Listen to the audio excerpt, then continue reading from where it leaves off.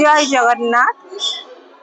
मु आसी पहुंची ब्रह्मगिरी गलानाथ मंदिर पाखे सेपटे श्रीमंदिर छाड़ी प्रभु दर्शन दौरान ब्रह्मगिरी अलानाथ मंदिर रे महाप्रसाद छाड़ी खीरी को सेवन कर महाप्रभु केते भक्त धाई आसुचंती अलानाथ मंदिर भगवान जेहेतु जर होती अणसर घरे रही भगवान एठिकाले भगवान रही आम अलानाथ मंदिर मंदिर मंदिर महाप्रभु समस्त भक्त धाई आसुचंती चल जीवा महाप्रभु को दर्शन करवा केते अपूर्व लीला तमर प्रभु मंदिर मंदिर अणसर घरे रही आज अलानाथ मंदिर रे दर्शन दौरान आसतु पचारि बुझा आम सहित उपस्थित अच्छा गपरे जी कि निजे आम अलानाथ मंदिर गवेषक सार निजे निजे बर्तमान आम अलानाथ मंदिर को केते श्रद्धालु आसुचंती अलानाथ मंदिर विषय किसी महत्व कथा सी कहे आसतु सीधा सड़क आलोचना करवा सार सहित संगोष्ठी तरफ आपन को स्वागत। आपन को परिचय टिके दियंतु। मो तत्वकवि विभुदत्त भिखारी चरण जेना गवेषक अलानाथ संस्कृति श्री जगन्नाथ संस्कृति। सर आमर आज देखा मिली अलानाथ मंदिर में भक्त माने धाई आसुचंती ब्रह्मगिरी अलानाथ मंदिर को कौन यार रहस्य रही आपन कहबे कि? भगवान अलानाथ होउचंती आदिनाथ आजानु लंबित बाहु जगन्नाथ। प्रकृत में कहवाक गले अलानाथ हूँ सत्यजुगर ठाकुर ब्रह्मा संपूजित ठाकुर। जिते वेदवर ब्रह्मा भगवान श्री जगन्नाथ दारु विग्रह हो श्री मंदिर को प्रतिष्ठा करने को गले से स्वर्गर यही ही अवतरण करते। तेणु ब्रह्मा स्वयं ये जगार ना ब्रह्मगिरी देते। आगुरी ब्रह्मगिरी नाम नथिला बेल बौल कुंज थिला इति बालीर पहाड़ थिला किंतु ब्रह्मगिरी नाम है नथिला। दशवंतपुर तेजी वेदवर ब्रह्मत्व लाभ आशारे मासे वर्ष नुह कलप कलप बसी ध्याइले एठारे।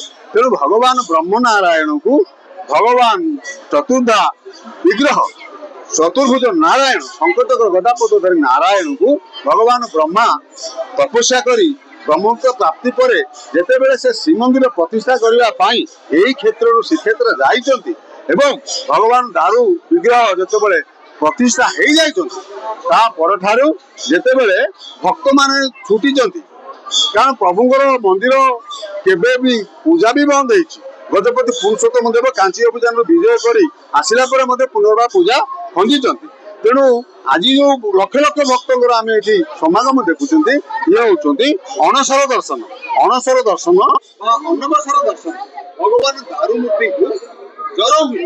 तेणु भगवान जो दिन ज्येष्ठ पूर्णमी दिन स्नान मंडप 108 कलशी स्नान कले दिव्य जल स्नान कले अभिमंत्रित जल स्नान कले शीतलांकर शीतल ऊपर जल पानी से स्नान कर प्रभु शीतलांकर शीतल से कूह सुना कूह शीतल जल चंदन कस्तूरी अगुर घृत चुआ ये समस्त द्रव्य पड़ा पर अभिमंत्रित हो जो दिव्य स्नान भगवान जगन्नाथ 35 गड़ा पानी भगवान बड़ ठाकुर 33 गड़ा पानी माँ सुभद्रा 22 भगवान चक्रराज सुदर्शन 18 गड़ा पानी रे स्नान कर जर जर हवा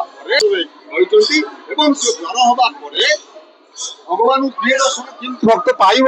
तेणु एमती अनेक भक्त आसी से फेरिकी जाइछंती किंतु आलबुंदाचार्य आसिले द्वादश शताब्दी भगवान श्री चैतन्य आसिले पंचदश शताब्दी से भक्त माने जेतेबेले आसिले ब्रह्मकर दर्शन पाइले नहीं प्राण विसर्जन करने को बहुत भगवान जगन्नाथ मशाणा महावीर की पठेइचंती एवं तांकर गतिपथ को बदल देइचंती। मशाणा महावीर से समुद्र को जीवे कौन आसिक पश्चिम आसी यही पहुंची जिते सकाल पाई सूर्य पश्चिम दिगरे उदय हेले चैतन्य महाप्रभु भाविले आलबुंदाचार्य भी भाविले कौन ये तो ब्रह्म को पुणी पश्चिम सूर्य उदय होती सत्य पूर्व दिग थिला से तो पश्चिम को नजर करके समुद्र पूर्व दिगे रहीगले।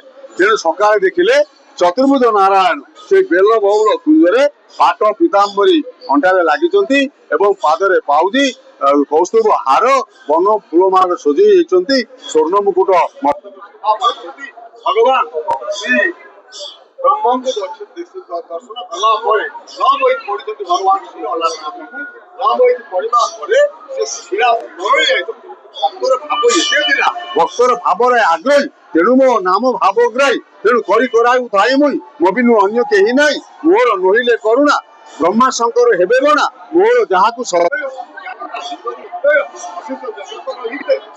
ଦାସ ଜଗନ୍ନାଥେ, ଯାହାର ଆଜ୍ଞାରେ ପର୍ବତ ଜଳେ ଭାସଇ ଷୋଲବତ। ତେଣୁ ମହାପ୍ରଭୁଙ୍କର କୃପା, ତେଣୁ ସେ ଜରରେ ରହିଲେ।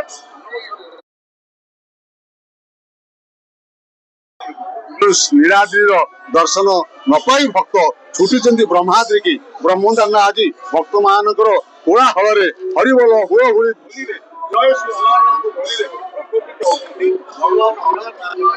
ସ୍ୱୟଂ ଜଗନ୍ନାଥ। ତେଣୁ ସେଠି ପ୍ରଭୁ ମହାପ୍ରସାଦ ପାଉଥିଲେ। ଅନବସର ସବୁ ସେବା ଗୁପ୍ତ ବନ୍ଦ, ଏଠି କ୍ଷୀରି ଟିକେ ଖାଇ ମୋର ପ୍ରଭୁ କେତେ ଆନନ୍ଦ ହଉଛନ୍ତି। ଭକ୍ତମାନେ ଦର୍ଶନ କରୁଛନ୍ତି, ନୀଳଗିରିର ଦର୍ଶନର ଫଳ ବ୍ରହ୍ମଗିରିରେ ପାଉଛନ୍ତି। ଏବଂ ଦର୍ଶନ କରି ସାରିବା ପରେ ଆନନ୍ଦ ବଜାର ଯଦି କ୍ଷୀରି ଟିକେ ନ ପାଇଲେ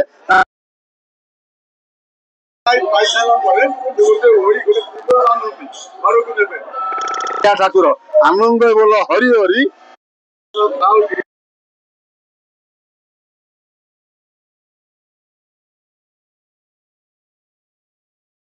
ତିନି ଦିନ ହେଲା ସୁଅ ଛୁଟୁଛି, ତ କେତେ ଶାନ୍ତି ଶୃଙ୍ଖଳା ଭାବରେ ଯାଇ ଦର୍ଶନ କରୁଛନ୍ତି। ଶାନ୍ତି ଶୃଙ୍ଖଳା ଦର୍ଶନ ହଉଛନ୍ତି। ପୋଲିସ ପ୍ରଶାସନ ସୁନ୍ଦର ଭାବରେ, ମନ୍ଦିର ପରିଚାଳନା କମିଟି ସୁନ୍ଦର ଭାବରେ ଏବଂ ସେବକ ସାମନ୍ତ ମାନେ ମଧ୍ୟ ଶୃଙ୍ଖଳାର ସହିତ ଭଗବାନଙ୍କୁ ଲକ୍ଷ ଲକ୍ଷ ଭକ୍ତ ତିନି ଦିନ କାଳ ଅସମ୍ଭବ ଭାବରେ ଭିଡ଼ ହଉଛନ୍ତି।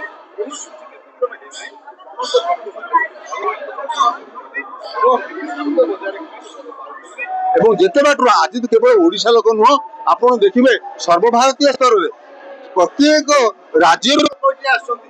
ପ୍ରତ୍ୟେକ ରାଜ୍ୟରୁ ବାହାର ଭକ୍ତମାନଙ୍କ ଦର୍ଶନ ନାହିଁ, ସେମାନେ ମଧ୍ୟ ପାଖରେ ଆଉ ଅରୁଣ ସ୍ତମ୍ଭ ପାଖରେ ପ୍ରାର୍ଥନା କରି, ହେ ବ୍ରହ୍ମ ନାରାୟଣ, କି ସୁନ୍ଦର ଦିବ୍ୟ ମୂର୍ତ୍ତି ଶ୍ରୀ ଅଲାରନାଥ, ଗଳେ ବନମାଳ ଶୋହେ ଶଙ୍ଖଚର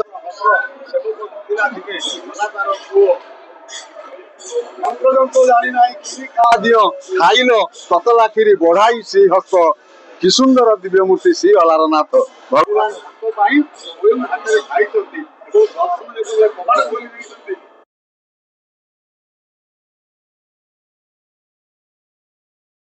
ଆମର ଯେହେତୁ ଦେବସ୍ନାନ ପୂର୍ଣ୍ଣିମାଠୁ ଦର୍ଶନ ଚାଲିଛି, ଆଉ କେତେ ଦିନ ଧରି ଦର୍ଶନ ଚାଲି ରହିବ? ବର୍ତ୍ତମାନ 14 ଦିନ ଏଠି ଦର୍ଶନ ପାଇବେ। ଉଭା ମାସ ଦିନ ନବବ ଯୌବନ ଦର୍ଶନ ଦିନ ପ୍ରଭୁ ନବ ଯୌବନ ଦର୍ଶନ ଭକ୍ତ ମାନଙ୍କୁ ଦେବେ ଏବଂ ଉଭା ହେଇଯିବେ, ଦଣ୍ଡାୟମାନ ହେଇଯିବେ।